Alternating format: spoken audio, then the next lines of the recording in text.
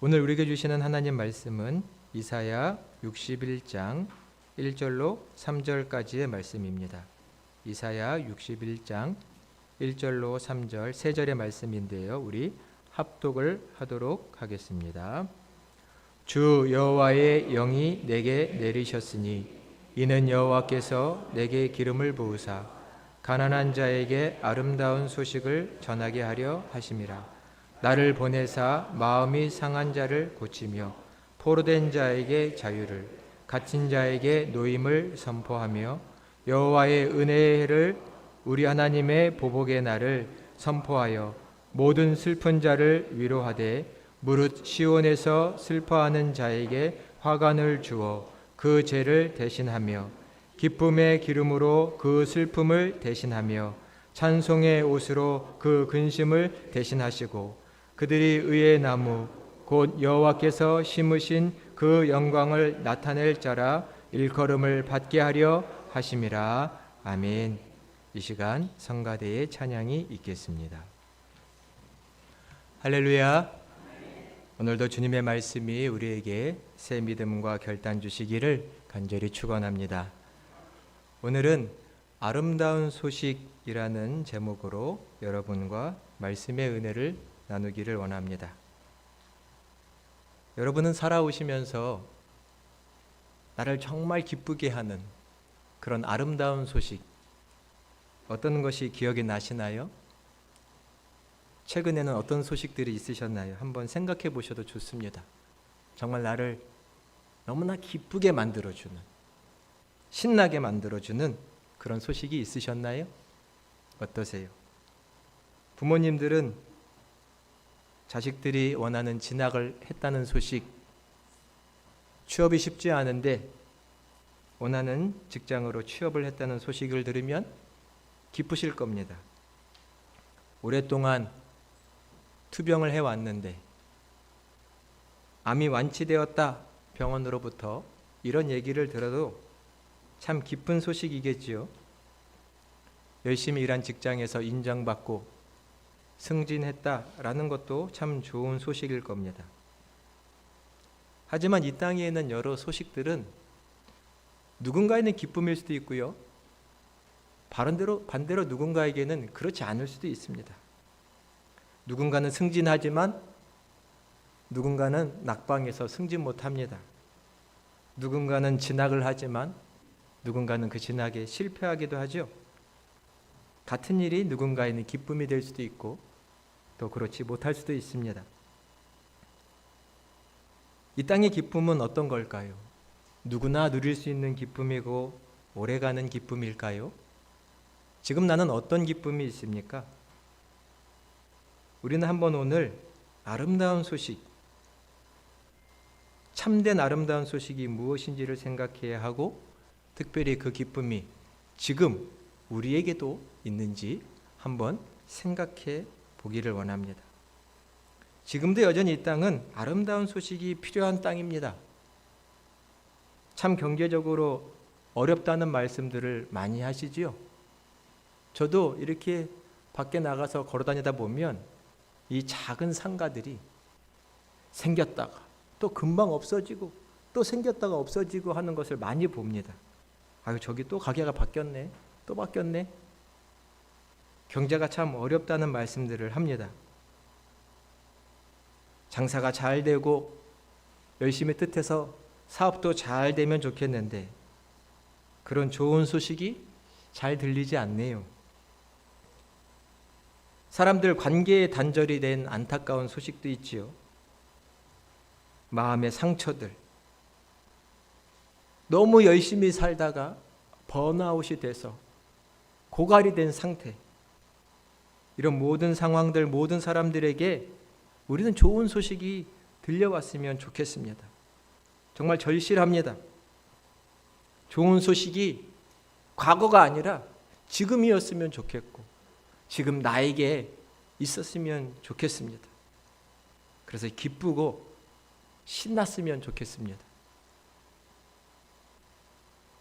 오늘 본문에 보면 아름다운 소식을 전하라 라는 하나님의 명령이 나오는데요. 우리 이사야 61장 1절의 말씀을 같이 봉독을 해보겠습니다. 주 여호와의 영이 내게 내리셨으니 이는 여호와께서 내게 기름을 부으사 가난한 자에게 아름다운 소식을 전하게 하려 하심이라. 나를 보내사 마음이 상한 자를 고치며 포로된 자에게 자유를, 갇힌 자에게 노임을 선포하며. 아멘. 선지자 이사야에게 여호와의 영이 내려왔다, 임했다라고 되어 있습니다. 그래서 가난한 자에게 아름다운 소식을 전하게 하셨다라고 되어 있습니다. 오늘 본문이 나름 성경에서 유명한 구절이기도 합니다. 주 여호와의 영이 내게 임하여 가난한 자에게 복음을 전하게, 아름다운 소식을 전하게 하시려고 내게 기름을 부으셨다. 그러나 이 말씀이 유명한 구절, 저희가 잘 아는 구절이 된 이유 중에 하나는 바로 이 말씀을 예수님께서 자기의 공생애의 첫 시작을 알리는 설교 메시지에서 바로 이 말씀을 인용하셨기 때문에 더 유명한 성경 말씀이 되었죠. 예수님께서 이 말씀을 누가복음 4장 18절과 19절에서 인용하셨는데요. 우리 이 말씀도 먼저 함께 봉독을 해보도록 하겠습니다. 주의 성령이 내게 임하셨으니 이는 가난한 자에게 복음을 전하게 하시려고 내게 기름을 부으시고 나를 보내사 포로된 자에게 자유를, 눈먼 자에게 다시 보게 함을 전파하며 눌린 자를 자유롭게 하고 주의 은혜의 해를 전파하게 하려 하심이라 하였더라. 아멘. 이 누가복음 말씀과 오늘 본문 이사야 61장 1, 2절 말씀은 꼭 기억하시고 암송하셔도 좋을 것 같습니다. 예수님께서 자기의 공생애를 시작하실 때, 처음 설교하실 때, 자기의 사역의 선언문, 내 사역은 이런 거야, 한 줄로 요약하실 때 인용하신 매우 중요한 말씀이기 때문이죠.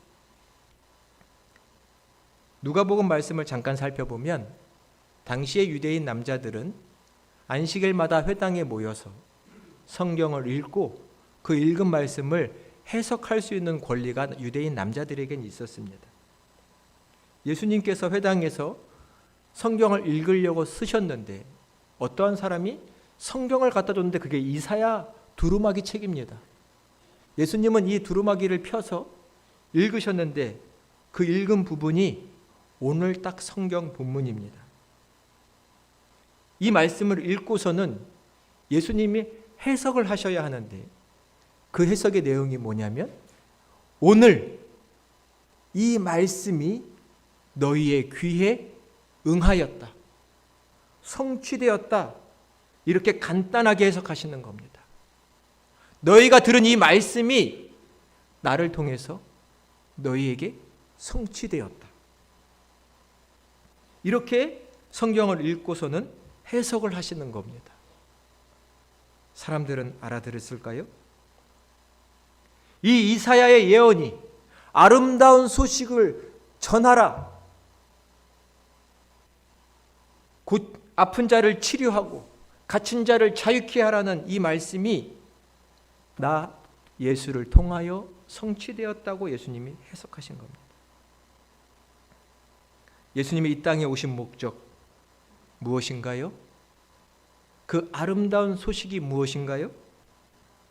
오늘 본문 이사야 61장을 조금 더 이해해야 우리는 바로 알 수 있습니다. 오늘 본문 1절에 보면 예수님께서 하나님의 영을 받았까, 이사야가 하나님의 영을 받았다라고 말합니다. 그리고 내게 기름을 부으셨다라고 말합니다. 기름을 부으셨다. 영어로 말하면 anointing이라는 말입니다. 기름 부음 받았다. 구약에서 보면 누구에게 기름을 붓나요? 기름을 붓는다는 것은 구별한다는 뜻입니다. 하나님의 말씀을 대신하는 선지자에게 기름을 부었고요, 왕에게 기름을 부었습니다. 메시아라고 하는 이름 자체가 기름 부음 받은 자라는 뜻입니다. 기름을 붓는다, 구별했다라는 것은 그에게 사명이 주어졌다는 뜻입니다. 사명. 하나님을 대신해서 말씀을 전하는 사명, 선지자가 감당하니 그에게 기름을 부어 선지자를 삼습니다. 하나님을 대신해서 이스라엘 백성의 목자가 되고 지도자가 되는 왕, 그에게 기름을 부어 왕을 삼습니다. 메시아, 하나님을 대신해서 하나님의 나라를 완성하고 통치할 그분을 기름 부어 세운 자라고 말합니다. 근데 오늘 이사야는 자기에게 하나님께서 기름을 부으셨다라고 말합니다. 자기에게 사명을 주셨다는 겁니다. 어떤 사명일까요? 말씀해 보니 가난한 자에게 아름다운 소식을 전하는 겁니다. 모든 백성에게 아름다운 소식을 전하는 게 아니라 가난한 자라는 수식어가 쓰여 있습니다. 여기서 가난한 자란 단순히 경제적인 약자를 가리키지 않을 것입니다. 오히려 의지할 것 하나 없는 사람,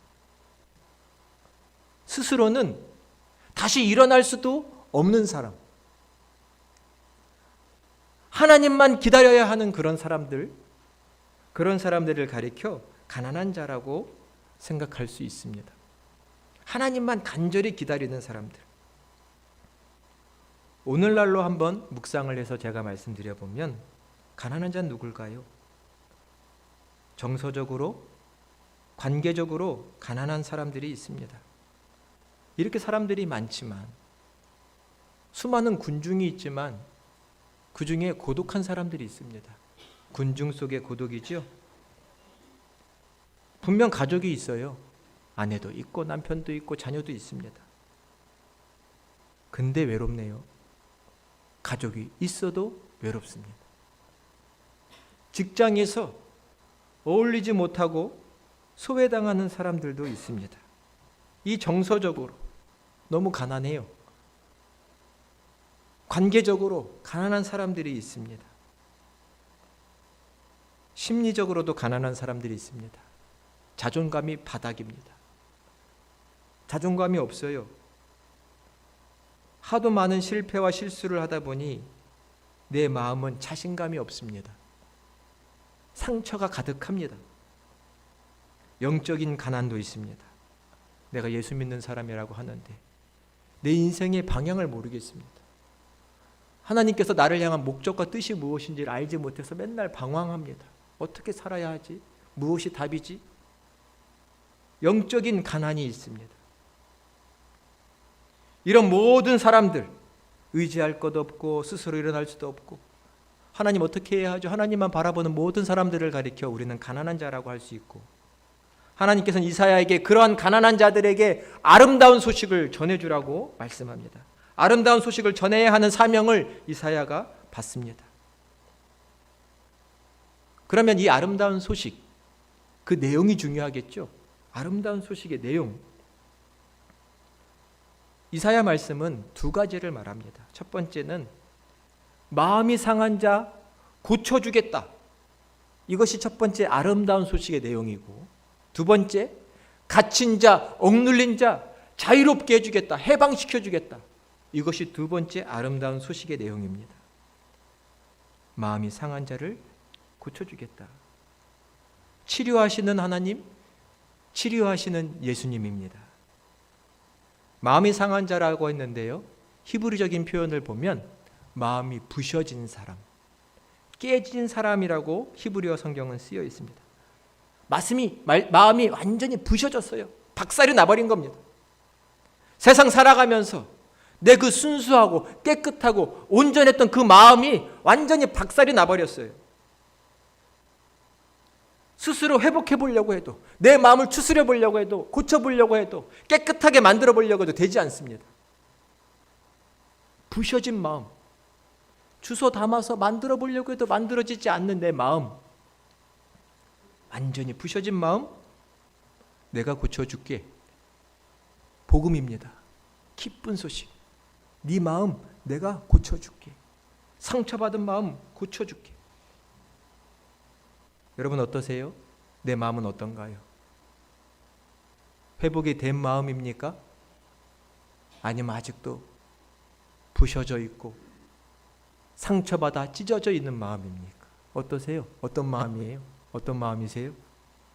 나 예수님 만나서 치료되고 회복된 마음입니까? 아직도 부서진 마음 같습니까? 예수님의 이 치료는 단순히 상처의 증상을 없애는 게 아니라 내 존재를 완전히 회복시켜 주겠다라는 약속입니다. 몸도 마음도 정서도 다 내가 회복시켜 줄게. 그러니 아름다운 소식이고 기쁜 소식인 겁니다. 정말 한번 스스로에게 되물어 보십시오. 나 예수님 만나서 이 마음이 회복되었나? 어떠세요? 내 마음 회복됐습니까? 예수님 만나서 변화되었습니까? 어떻게 알 수 있습니까? 변화되었는지.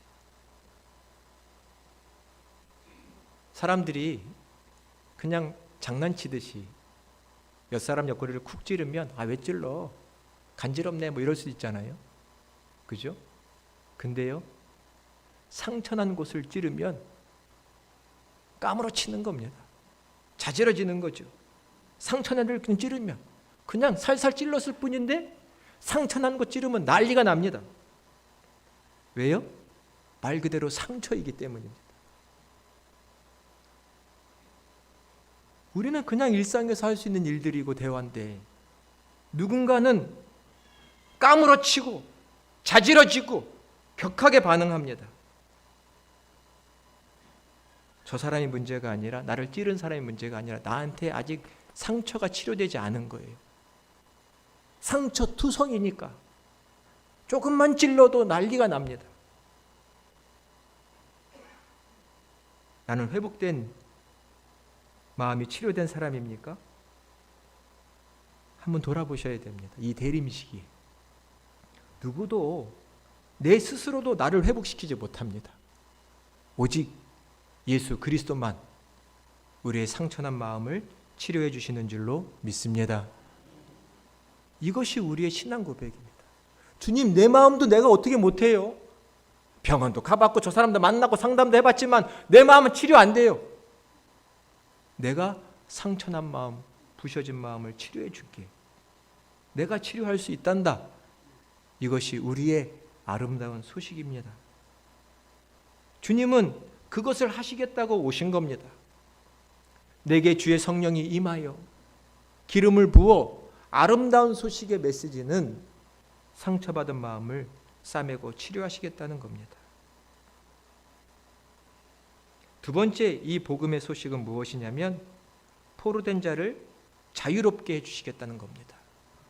갇힌 자, 억눌린 자를 풀어 자유롭게 해주겠다라는 말씀이십니다. 문자적인 포로가 아니겠지요. 모든 억압된 상황을 가리키는 말씀이십니다. 꽁꽁꽁 묶였습니다.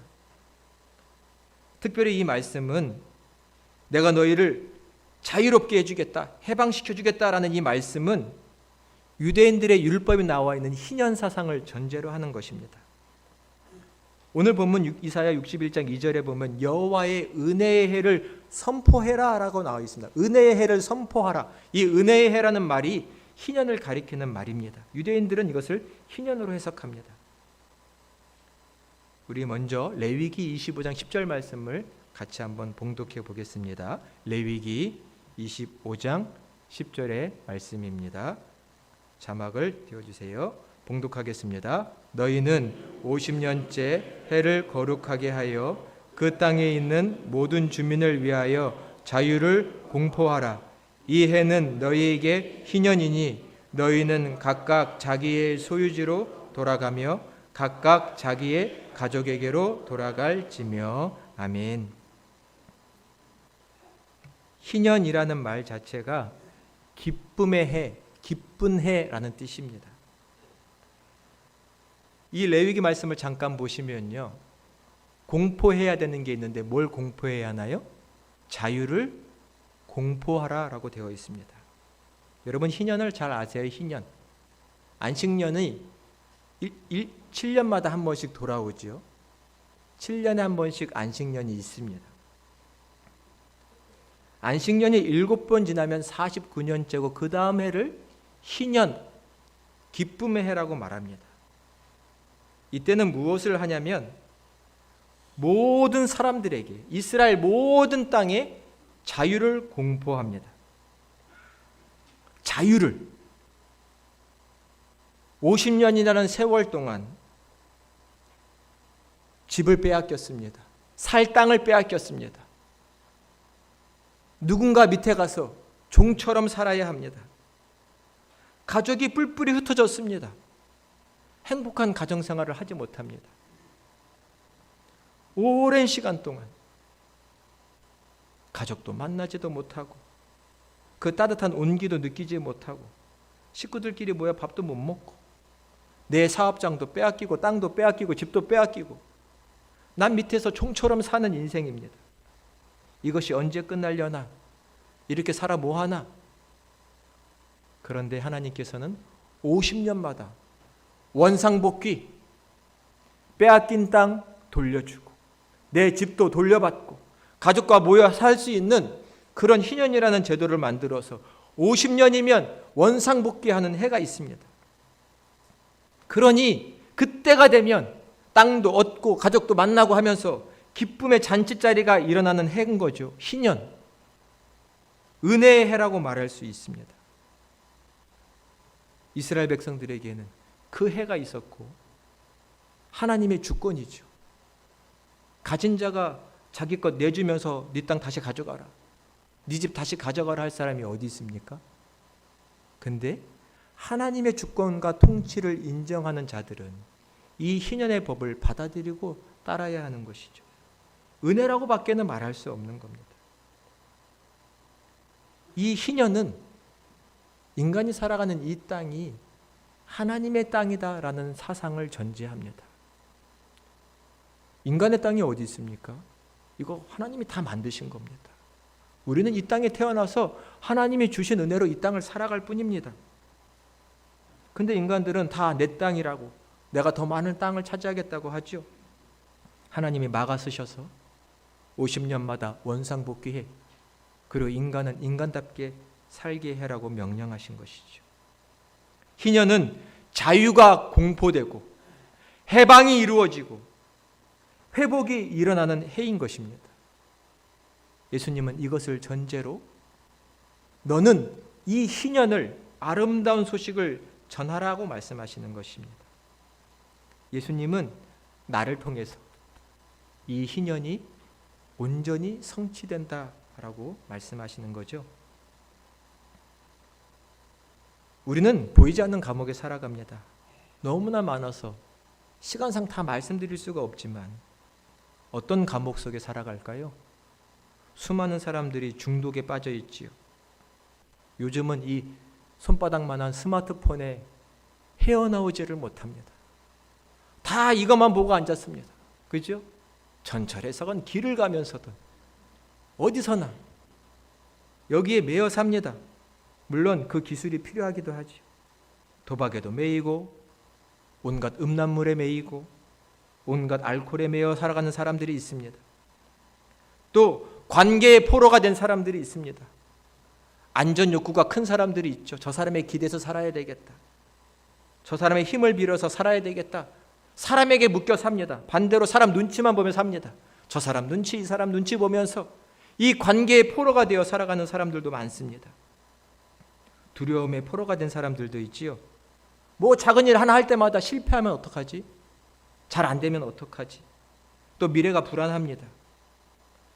이런 두려움에 사로잡혀 살아갑니다. 또 성취 욕구의 포로가 된 사람들도 있습니다. 끊임없이 자기를 누군가 비교하면서 더 잘해야 돼, 더 잘 해내야 돼, 끊임없이 자기를 닥달하고 몰아붙입니다. 그 속에서 성취의 포로가 되어 있죠. 온갖 포로에, 온갖 얽매임에 내가 자유롭지 못한 삶을 살아가고 있습니다. 어떠신가요? 그런 생각이 좀 드세요? 예수님께서는 이 모든 얽매임에서 우리를 풀어 모든 사로잡힘에서 감옥에서 그 빗장을 열고 문을 열어 우리를 자유롭게 해 주시겠다고 오늘 말씀하시는 겁니다. 다시 여러분에게 여쭤볼까요? 여러분 예수님 만나서 자유로우세요? 자유를 누리고 계세요? 정말 그러시기를 간절히 소망합니다. 내가 자유로운지 아닌지 어떻게 알 수 있습니까? 오늘 말씀에 보면 그 기준이 한 가지가 나옵니다. 기쁨. 해방받은 기쁨. 자유 얻은 기쁨. 회복된 기쁨이 있어야 회복된 거죠.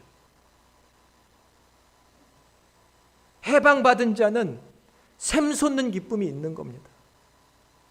갇혀 살다, 묶여 살다, 포로로 살다 해방되었으니 얼마나 기쁩니까? 우리가 잘 아는 찬양이 있죠. 내게 샘솟는 기쁨, 내게 샘솟는 기쁨. 신난 찬양이잖아요. 근데 진짜 여러분 심령도 이렇게 신나세요? 이렇게 기쁘세요? 막? 할렐루야 할 만큼 막 기쁘세요?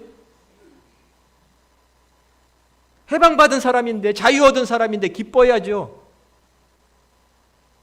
우리 안에 기쁨이 없으면 해방받은 건가요? 한번 거울을 보세요. 내 얼굴이 어떤가? 여전히 짓눌린 자처럼, 감옥에 갇힌 자처럼 살고 있는 것은 아닙니까? 오늘 본문 3절에 보니 아름다운 소식을 전해라. 치료해주고 자유롭게 해줘라. 그들이 죄를 뒤집어 쓰고 있었지만 내가 화관을 씌워주겠다. 유대인들은 나쁜 일, 고통스러운 일이 생기면요, 먼지와 진흙을 막 머리에 뿌려가지고 머리를 풀어헤치고 내가 지금 고통 속에 있다는 것을 표시하며 살았는데요, 그 죄를 바꿔서 꽃관을 만들어 씌워줄게. 너의 슬픔을 대신해서 기쁨의 기름을 너희 얼굴에 바르게 해줄게. 하나님이 말씀하십니다. 꽃관을 쓴 것처럼 밝은 얼굴이세요? 얼굴에 기쁨의 기름이 흐르고 있습니까? 예수님을 만난 사람은, 우리의 구원자 되시는 그리스도를 만난 사람은 그렇게 되는 겁니다. 이 기쁨이 충만하고 넘쳐나야 되는 것이죠. 이 땅에 오신 예수님, 우리뿐만 아니라 온 인류의 구원자시고 치료자시고 해방자이신 줄로 믿습니다. 우리의 신앙은 바로 이거 하나입니다. 그분만이 참된 치료자고, 그분만이 참된 해방자고, 그분만이 참된 구원자가 되셔서 우리의 영혼을 기쁘게 만들어주시는 분이라는 겁니다. 세상 그 무엇도 할 수 없습니다. 오직 예수 그리스도만 그렇게 하신다는 겁니다. 우리는 그 예수님을 만난 사람이고 그 예수님과 함께 살아가는 사람인 거죠. 우리가 예수 만난 기쁨, 예수님이 이 땅에 오셔서 나를 만나주신 기쁨이 충만하면 어찌 세상에 나아가서 그 예수님을 전하지 않을 수가 있겠습니까? 교회란 그리스도 예수를 만난, 그래서 회복된, 깨진 마음도 상처도 치료받고 억눌려 살다가 자유롭게 되고, 그런 체험을 가득한 사람의 공동체가 이 교회입니다. 우리 평강교회 그런 공동체가 되고 있습니까? 상처받은 사람이 이곳에 오면 내 상처를 숨길 필요가 없어요. 세상에 나가면 내 상처받은 모습 다 꽁꽁 숨기고 살고 싶은데, 평강교회 오면 내가 상처받은 모습 숨길 필요 없어요. 여기 오면 싸매지고 치료되는 곳. 세상에선 실패해서 다시 못 일어날 줄 알았는데 그래도 평강교회 오면 다시 일어날 수 있는 곳, 회복될 수 있는 곳, 죄책과 두려움에서 벗어날 수 있는 곳, 지금도 예수님이 역사하시고 일하시는 곳, 그런 곳이 교회라는 것이죠. 우리 평강교회 그런 교회가 되시기를 간절히 소망합니다. 근데 예수님 만나야 됩니다. 예수님 만나야 됩니다. 진짜 예수님 만나서 내 마음이 회복되고 그 간증이 있고 그 체험이 있어서 당신도 예수님 만나야 돼요. 이 땅에 오신 예수님만이 유일한 치료자가 되십니다 라고 힘있게 말할 수 있는 사람이 되어야죠. 내가 세상살이 온갖 억눌리고 짓눌려 자유도 모르고 살았는데 주님 만나서 이렇게 해방의 기쁨, 자유의 기쁨을 누리고 삽니다. 당신도 예수님 만나야 됩니다. 예수님만이 우리의 유일한 해방자가 되십니다. 힘있게 말할 수 있는 성도가 되어야죠. 예수님을 만남으로 말미암아 그렇게 되는 것입니다. 대림 시기를 보내고 있습니다. 이 땅에 오신 예수님은 유일한 아름다운 소식이십니다. 상처받은 자를 치료해 주시고 억눌린 자를 자유롭게 해주시는 유일한 분이시고 유일한 기쁨의 소망이십니다. 이사야는 예수님을 예언했다면 우리는 예수님을 이 세상에 증거해야 될 사람인 줄로 믿습니다. 우리가 증거해야 하는 것이죠. 예수님의 빛은 우리를 통해 세상에 드러납니다. 그 아름다운 소식, 이 기쁨의 소식이 사랑하는 여러분을 통해서 우리 평강교회를 통해서 이 세상에 비춰지기를 그리스도의 이름으로 간절히 축원드립니다. 기도하겠습니다.